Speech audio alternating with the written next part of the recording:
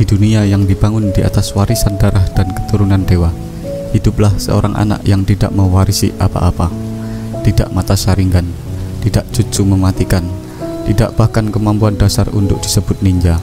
Dia adalah Rock Lee, dan keberadaannya adalah lelucon bagi sistem yang memuja kesempurnaan. Dalam dunia Naruto, mayoritas tokoh kuat lahir dari klan hebat, Uchiha, Hyuga, Senju, atau Uzumaki. Mereka punya dojutsu, cakra khusus, atau potensi luar biasa sejak lahir. Rock Lee, dia lahir tanpa bakat, tanpa kemampuan dasar seperti ninjutsu atau genjutsu. Di saat Sasuke lahir dengan mata yang bisa menyalin gerakan musuh, dan Neji diberi warisan teknik klan sejak bayi, Lee bahkan tak bisa berjalan di atas air. Ia bukan halaman utama dalam buku sejarah, hanya catatan kaki yang mencoba berbicara. Ia dilahirkan dalam barisan paling bawah rantai makanan, ditempatkan dalam arena yang menuntut keajaiban sebagai syarat minimum untuk bertahan hidup. Namun ia tidak jatuh, bukan karena ia kuat, tapi karena ia terlalu keras kepala untuk mati. Akademi Ninja bukan tempat belajar, itu tempat penyaringan. Mereka yang punya bakat dipoles, mereka yang tidak dibiarkan menghilang. Lee tetap berdiri di antara barisan siswa yang hanya ditunggu untuk gagal, tapi dia menolak untuk dilenyapkan oleh statistik. Sementara anak-anak berbakat bermain dengan api dan ilusi, dengan genjutsu, Lee meninju batu dengan tangan telanjang sampai jarinya patah, mengulang tendangan yang sama 10.000 kali, sampai tulangnya berteriak agar ia berhenti. Tapi ia tidak pernah berhenti, karena bagi Lee, rasa sakit adalah satu-satunya bukti bahwa ia masih hidup. Namun, justru karena itulah ia menjadi simbol perlawanan terhadap sistem yang secara tidak langsung memuja darah dan takdir. Lee tidak ingin menjadi ninja karena ingin kekuasaan atau pengakuan. Dia hanya ingin membuktikan bahwa keberadaannya sah, bahwa ia bukan sampah hanya karena tidak memiliki kemampuan seperti yang lain. Kalau aku menyerah hanya karena aku tidak bisa seperti mereka, itu artinya aku benar-benar tidak pantas ada. Di balik semangat membaranya, tersembunyi luka eksistensial, ketakutan akan dilupakan, ketakutan dianggap tak berguna. Itu menjadi bahan bakar bagi setiap tendangannya. Di tengah dunia yang mencemooh dan mengejeknya, satu orang melihat dirinya dengan mata yang berbeda. Might Guy. Guy adalah bukan hanya guru bagi Lee, tapi juga ayah, cahaya dan refleksi dari dirinya sendiri yang berhasil. Dia berkata, "Kau tak perlu punya bakat. Yang kau butuhkan adalah tekad tak tergoyahkan." Tanpa Guy, Lee mungkin sudah tenggelam dalam putus asa. Tapi Guy menunjukkan bahwa kerja keras bisa punya tempat di dunia ini, jika kau cukup gila untuk mempercayainya. Guy juga pernah berkata pada Lee, "Jika kamu tidak menyerah, aku pun tidak akan menyerah kepadamu." Dan kalimat itu jadi janjinya. Orang-orang memanggilnya bodoh, Guy memanggilnya murid. Rock Lee menunjukkan bahwa kerja keras bukan sekedar pilihan, tapi perlawanan terhadap determinisme. Dia berlatih lebih keras dari siapapun, bahkan sampai tubuhnya rusak.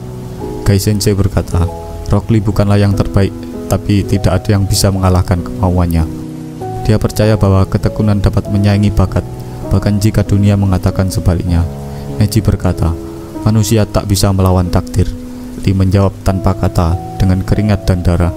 Jika Neji adalah burung dalam sangkar emas, maka Lee adalah batu yang menolak retak meski dihantam nasib ribuan kali. Dunia memanggilnya gagal, tapi tubuhnya yang remuk menuliskan satu kalimat yang tak bisa dibantah. "Aku ada."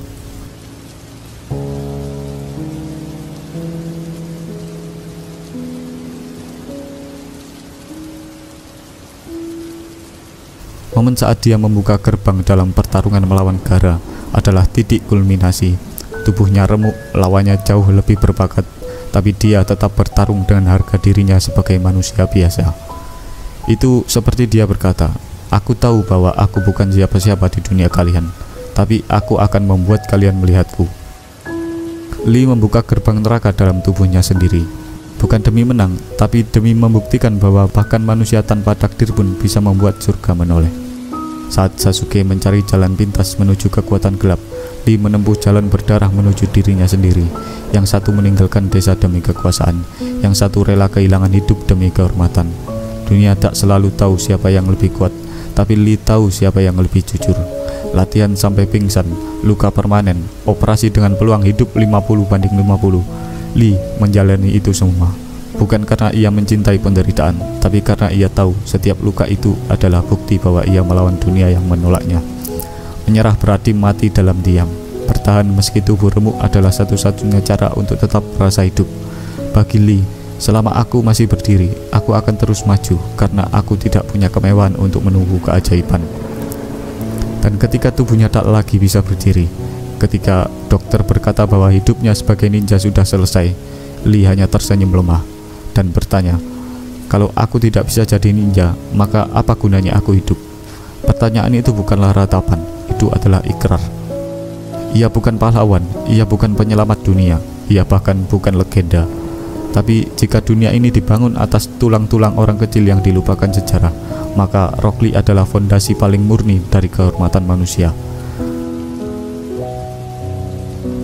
Dalam dunia modern, banyak orang biasa merasa seperti Rock Lee, tidak punya koneksi, tidak lahir dari keluarga mapan, tidak punya keistimewaan.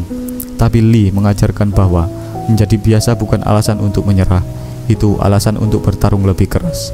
Dunia masih sama, yang tampan, pintar, punya koneksi, mereka cepat naik. Yang biasa-biasa saja harus membuktikan keberadaannya dengan darah dan keringat. Rock Lee adalah suara dari mereka yang tidak dipanggil oleh sistem, tapi tetap datang ke medan perang dengan kepala tegak. Rock Lee adalah lambang dari orang biasa yang menolak ditelan sistem yang pilih kasih. Anak yang diragukan tapi tumbuh menjadi harapan. Bukti bahwa keteguhan hati bisa lebih tajam dari pedang warisan. Gambaran bahwa dalam dunia yang penuh sistem tidak adil, privilege dan bakat yang diwariskan, kita masih bisa melawan. Bahkan jika kita tidak menang, perjuangan itu sendiri adalah kemenangan. Dia bukan hanya karakter anime, dia adalah simbol bagi siapa saja yang pernah merasa tidak cukup. Tapi tetap saja, ada pertanyaan yang tak pernah bisa dijawab sepenuhnya. Jika seseorang seperti Lee, yang memberikan segalanya tanpa jaminan apa-apa, tetap hidup dalam bayang-bayang mereka yang lahir istimewa, maka apakah dunia benar-benar adil kepada yang memilih bertahan? Atau apakah dunia hanya tempat di mana kehormatan datang terakhir, jika itu benar-benar datang?